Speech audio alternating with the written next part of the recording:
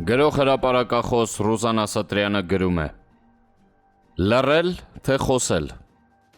Ոչնչությունների պետություն Բաքուն և նրա պատերազմի հանցագործ նախագահը Արցախը մարսելուց հետո սկզբունքորեն անցել են Հայաստանը նախ բարոյապես ոչնչացնելու ամենօրյա սադրանքներին, ապա շարունակությունն իրականացնելուն,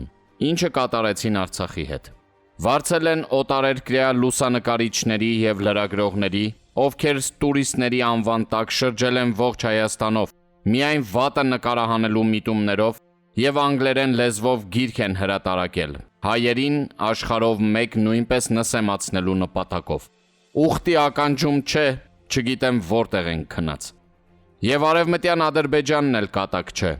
Էլ չեմ խոսում մեր հոգևոր կենտրոնը, Էջմիածինը Փաշազադեի Բաքվի կրոնական ղեկավարի կողմից իրենց կրոնական նստավայրը համարելու համաշխարհային կեղծիքը։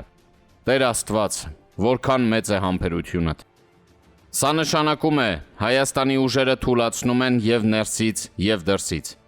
Ինչով են զբաղված Հայաստանի արտաքին ու ներքին հետախուզությունը, ընդդիմությունը, հասարակական հայրենասիրական ակտիվը, Հայաստանի լրատվությունները, երկրի աչքը։